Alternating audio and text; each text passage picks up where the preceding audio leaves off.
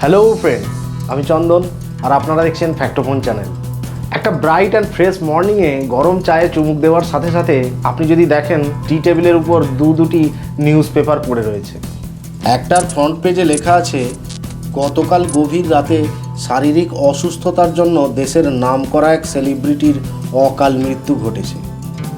আর একটার প্রথম পাতায় প্রায় একই ধরনের একটা হেডলাইন, গতকাল গভীর রাতে দেশের বিখ্যাত সেলিব্রিটি খুন হয়েছেন বলে আশঙ্কা করা হচ্ছে। স্বভাবতই আপনি কোন পেপারটি প্রথমেই হাতে তুলে নিতে চাইবেন? অবশ্যই দ্বিতীয়টা, তাই না? আর ঠিক এমনই মেন্টাল সাসপেনশনকে হুক করার জন্য ইয়েলো জার্নালিজমের উদ্ভাবন ঘটেছিল আজ থেকে প্রায় 150 বছর আগে। আজকাল নিউজ পেপার, টেলিভিশন থেকে শুরু করে ডিজিটাল মিডিয়া পর্যন্ত সর্বত্রই এই ক্লিকবেট চলছে। এমনকি এখন ইউটিউব ভিডিওতেও সেই দৌরাত্ম্য ছড়িয়ে পড়েছে। থাম্বনেলে আছে এক, কন্টেন্ট আর এক। তো চলুন জেনে নেওয়া যাক ইয়েলো জার্নালিজম বা হলুদ সাংবাদিকতার পিছনের গল্পটা কি, আর হলুদ রংটি বা কেন এমন অদ্ভুত বিষয়ের সাথে জড়িত। তো চলুন জেনে নেওয়া যাক। Let's go.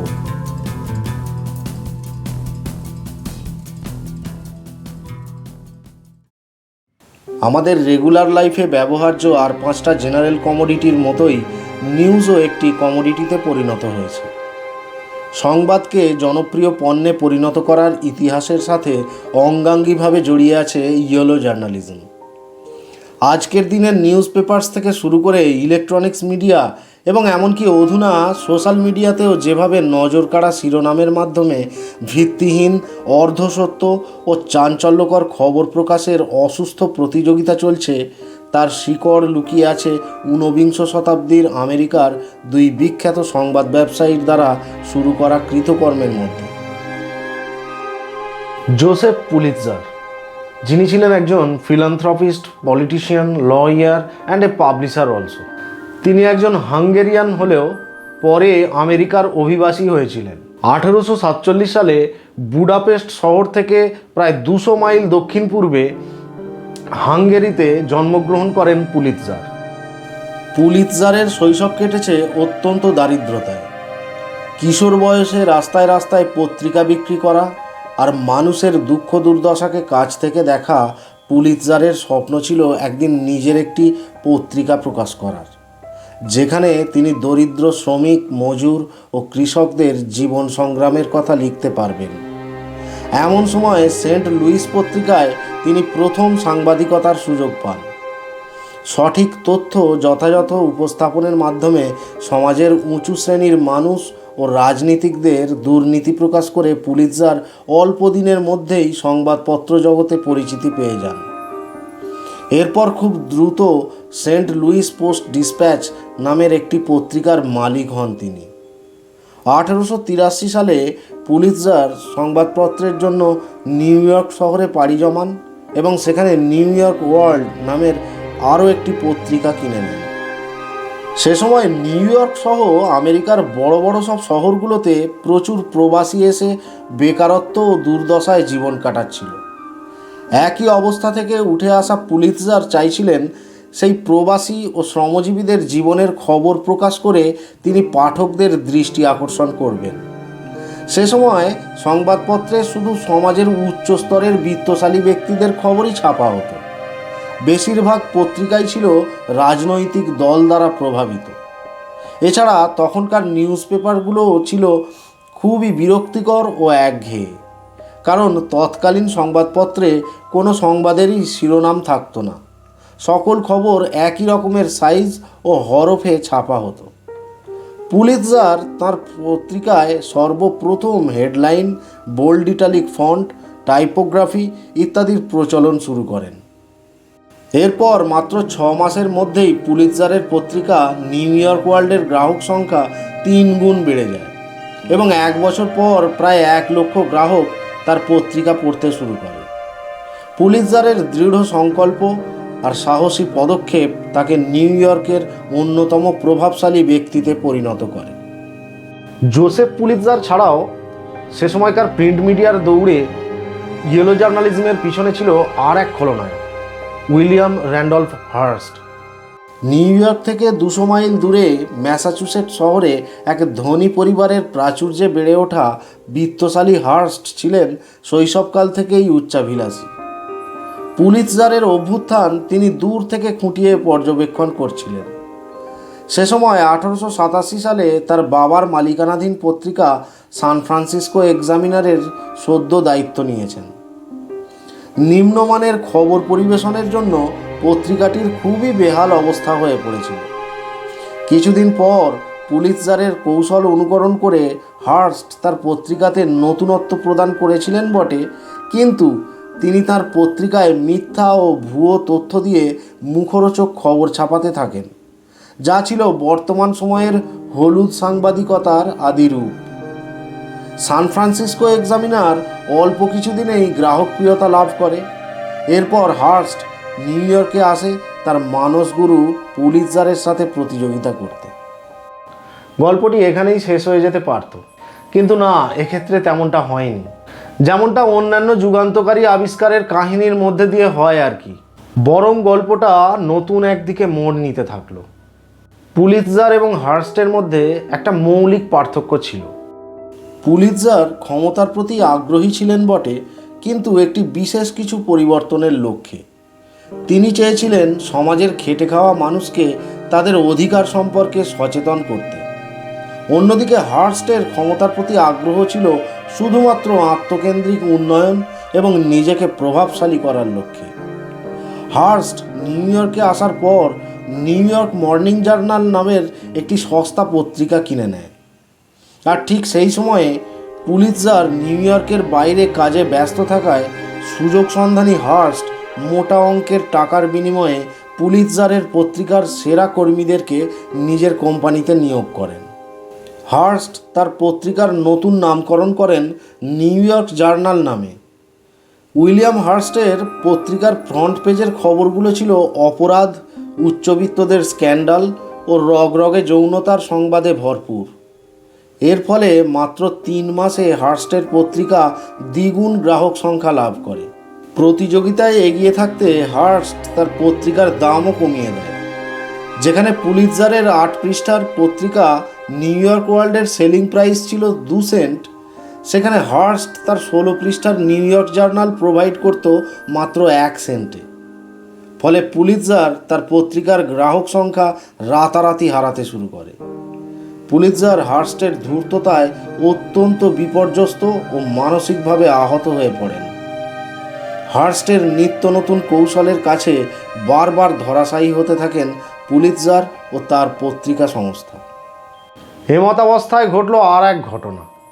তৎকালীন সময়ের সাংবাদিকদের জনপ্রিয়তা ছিল সেলিব্রিটিদের সমপর্যায়ের। পুলিৎজারের পত্রিকায় তখন কাজ করতেন সে সময়কার অন্যতম সেরা সাংবাদিক আর্থার ব্রিসবেন। আবার রিচার্ড ফেন্টো নামের একজন কার্টুনিস্ট পুলিৎজারের নিউ ইয়র্ক ওয়ার্ল্ডের প্রথম পাতায় ইয়েলো কিড বা হলুদ বালক নামের প্রতিদিন একটা কার্টুন আঁকতেন। সেই কার্টুনের মাধ্যমে পুলিৎজার সামাজিক অসঙ্গতি থেকে শুরু করে রাজনৈতিক দুর্নীতি পর্যন্ত এমন অনেক কিছু বলিয়ে নিতেন যা ছিল অনেকটাই পক্ষপাত দুষ্ট। সেগুলো সত্য ঘটনা হলেও প্রচ্ছদটির মধ্যে এক অভিনবত্ব থাকায় তখনকার সুশীল সমাজের পাঠক তা সাগ্রহে উপভোগ করত। কিন্তু অপরদিকে হার্স্টের পত্রিকার পাঠক ছিল নিম্ন মানসিকতার।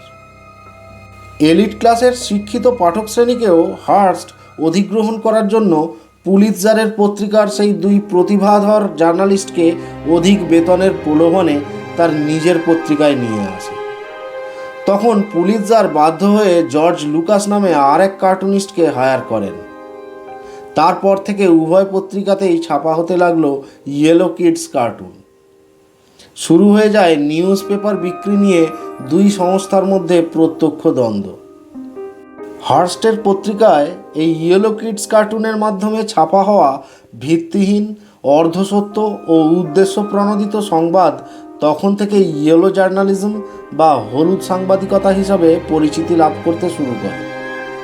তার ফলে তৈরি হয় নষ্ট মানসিকতা সম্পন্ন এক প্রকার পাঠক শ্রেণী, যারা সবসময় চটকদার, ভিত্তিহীন, চাঞ্চল্য সৃষ্টিকারী অর্ধসত্য সংবাদ প্রত্যাশা করত এবং সেসব সংবাদ পাঠ করে তারা তৃপ্তি পেত।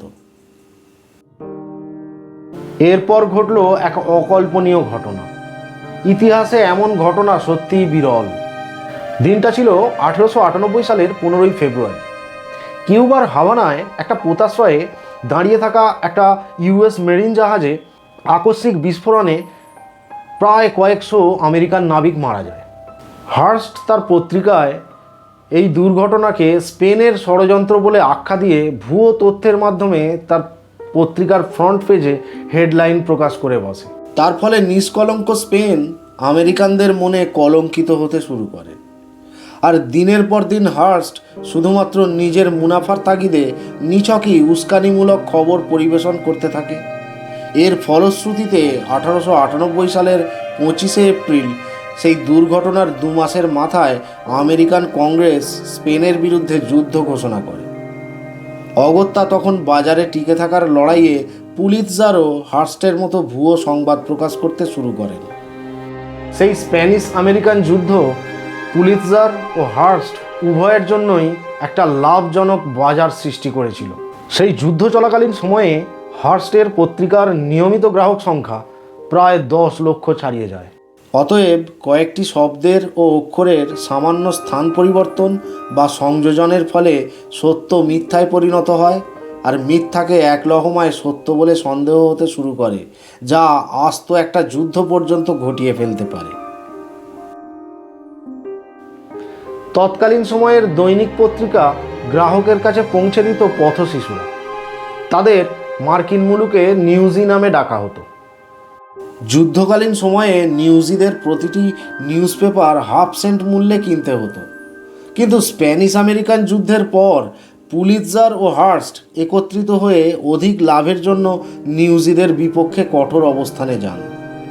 সে সময় বিক্রি না হওয়া পত্রিকার জন্য মানি রিটার্ন করার ব্যবস্থা বাতিল করে দেন এবং নিউজিদের কাছে প্রতি 100টি নিউজ পেপারের সেলিং প্রাইস নির্ধারণ করে দেওয়া হয় 60 সেন্ট।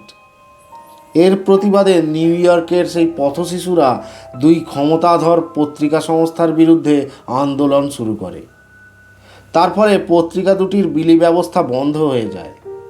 2 প্রভাবশালী পত্রিকার ব্যবসা তাদের মালিকের নিষ্ঠুর ও হঠকারী সিদ্ধান্তের জন্য আচমকা বিপদের মুখে পড়ে যায়। পুলিৎজার একসময় তার কৃতকর্মের জন্য অনুশোচনায় ভুগতে থাকেন, কারণ তিনি নিজেও একসময় নিউজি ছিলেন। অবশেষে দুজনেই অবিকৃত পত্রিকার জন্য নিউজিদের টাকা ফেরত দেওয়ার প্রতিশ্রুতি দিলে 1899 সালের 2রা আগস্ট তারা ধর্মঘট প্রত্যাহার করে নেয়। সততার সাথে সংবাদ প্রকাশ করে একসময় সুখ্যাতি লাভ করা পুলিৎজার অর্থ উপার্জনের মোহে র্যান্ডলফ হার্স্টের সাথে জঘন্য এক প্রতিযোগিতায় লিপ্ত হয়েছিলেন বটে, কিন্তু পরবর্তীকালে পুলিৎজার তার কৃতকর্মের জন্য গভীরভাবে অনুতপ্ত হয়েছিলেন এবং তিনি কলম্বিয়া ইউনিভার্সিটিতে $2 মিলিয়ন অর্থ দান করেন।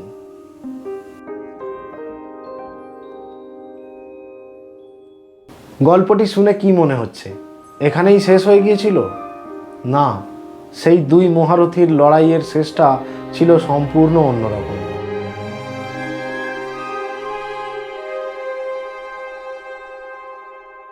এ কাহিনীর সমাপ্তি ঘটার আগেই একটা কথা মনে রাখা দরকার। যদিও পুলিৎজার ও হার্স্ট খবর বিক্রির দৌড়ে ইয়েলো কিডের মাধ্যমে মিথ্যা ও ভুয়ো চাঞ্চল্যকর তথ্য পরিবেশন করতে শুরু করেছিল, যার ফলশ্রুতিতে আজ ইয়েলো জার্নালিজম সাংবাদিকতার জগতে এক অপমানজনক শব্দে রূপান্তরিত হয়েছে, কিন্তু আদতে তাত্ত্বিক ভাষায় ইয়েলো জার্নালিজম বা ইয়েলো প্রেস কথাটির শব্দতত্ত্বগত অর্থ সম্পূর্ণ আলাদা।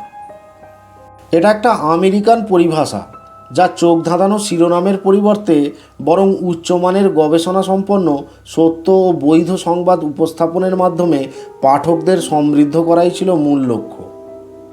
ব্রিটেনেও এইরকম একটি শব্দ প্রচলিত আছে যাকে ট্যাবলয়েড জার্নালিজম বলা হয়ে থাকে, কিন্তু সময়ের সাথে সাথে পুলিৎজার ও হার্স্টের ব্যবসায়িক মুনাফার উদ্দেশ্যে মিথ্যা সংবাদ পরিবেশনের ঘৃণ্য প্রতিযোগিতার কবলে পড়ে ইয়েলো জার্নালিজম শব্দের অপব্যবহার ঘটেছে। কিছু কিছু দেশে এটিকে মূলধারার মিডিয়া আউটলেটগুলি অনৈতিক বলেও মনে করে। সংবাদ জগতে এমনই আরেকটি শব্দও ব্যবহৃত হয়ে থাকে, চেকবুক জার্নালিজম, যেখানে তথ্যের সত্যতা বা নির্ভুলতা যাচাই না করেই জার্নালিস্টরা অর্থের বিনিময়ে অত্যন্ত দ্রুততার সাথে নিউজ পাবলিশ করার একটি বিতর্কিত অভ্যাস গড়ে তুলেছে। অবশেষে ঊনবিংশ শতাব্দীর সেই গল্পের শেষে কি হলো জেনে নেওয়া যাক। জীবনের এক পর্যায়ে উইলিয়াম হার্স্টের সাথে জঘন্য প্রতিযোগিতার পর জোসেফ পুলিৎজার যখন গভীর অনুশোচনার মধ্যে দিয়ে কলম্বিয়া বিশ্ববিদ্যালয়ে তার উপার্জিত অর্থের সিংহভাগ দান করেছিলেন, অপরদিকে তখন উইলিয়াম র্যান্ডলফ হার্স্ট রাজনীতিতে মনোনিবেশ করেন। পরবর্তীকালে কলম্বিয়া ইউনিভার্সিটিতে পুলিৎজারের তত্ত্বাবধানে সর্বপ্রথম সাংবাদিকতা বিষয়ক শিক্ষাদান শুরু হয়। পরে পুলিৎজারের ইচ্ছানুসারে বিশ্ববিদ্যালয়ের অধীনে তৎকালীন অধ্যক্ষ সেথ লো সাংবাদিকদের প্রশিক্ষণের জন্য নতুন একটি ক্ষেত্র তৈরি করেন, Columbia University Graduate School of Journalism. 1911 সালের 29 অক্টোবর পুলিৎজারের মৃত্যুর পর থেকে তাঁর সম্মানে সাংবাদিকতা, সাহিত্য, ইতিহাস, সঙ্গীত ইত্যাদি বিষয়ের উপর কৃতি ব্যক্তিদের পুলিৎজার অ্যাওয়ার্ড প্রদান করা হয়। অপরদিকে র্যান্ডলফ হার্স্টের জীবনী নিয়ে বিখ্যাত ফিল্ম ডিরেক্টর অরসন ওয়েলস নির্মাণ করেন হলিউডের সর্বকালের অন্যতম সেরা চলচ্চিত্র সিটিজেন কেইন। যদিও বাণিজ্যিক মুনাফা অর্জনের দৌড়ে ইয়েলো কিডের মাধ্যমে মিথ্যা বা অর্ধসত্য খবর প্রকাশের মতো নিম্নমানের অসুস্থ লড়াইয়ে সামিল হয়েছিলেন, কিন্তু পুলিৎজার ও হার্স্টের সেই দ্বৈরথের মধ্যে দিয়েই আজকের এই আধুনিক সংবাদ মাধ্যম ব্যবস্থার রূপরেখা পরিস্ফুট হয়ে উঠেছে। সংবাদপত্রের আধুনিকীকরণের দ্বন্দ্বে পুলিৎজার ও উইলিয়াম হার্স্টের উদ্ভাবনী প্রতিযোগিতার মতোই বিংশ শতাব্দীর দুই স্বনামধন্য বিজ্ঞানী ওয়ারেন হাইজেনবার্গ ও রবার্ট ওপেনহাইমারের মধ্যে চলছিল মানব ইতিহাসের সবচেয়ে ভয়ঙ্কর মারণাস্ত্র অ্যাটম বোম তৈরি করার এক রুদ্ধশ্বাস প্রতিযোগিতা। 1945 সালে হিরোশিমা ও নাগাসাকিতে ফেলা সেই নিউক্লিয়ার ওয়েপন তৈরির কারিগর রবার্ট ওপেনহাইমারের জীবনী সম্পর্কিত দ্বিতীয় বিশ্বযুদ্ধের প্রেক্ষাপটের সেই ঐতিহাসিক ভিডিওটি দেখুন। এই ভিডিওর শেষে এন্ড স্ক্রিনে তা দেওয়া আছে। এই এপিসোডে আমাদের সাথে থাকার জন্য আপনাকে অশেষ ধন্যবাদ। পরবর্তী ভিডিওগুলি দেখার জন্য চ্যানেলটিকে সাবস্ক্রাইব করে রাখুন। ইয়েলো জার্নালিজম বা হলুদ সাংবাদিকতা সম্বন্ধে আপনার যদি কোনো তথ্য জানা থাকে তাহলে তার নিচের কমেন্ট সেকশানে আমাদের লিখে জানাতে ভুলবেন না। আপনার মূল্যবান মতামত আমাদের আরও সমৃদ্ধ করে তুলবে। সুস্থ থাকুন, ভালো থাকুন। জয় হিন্দ।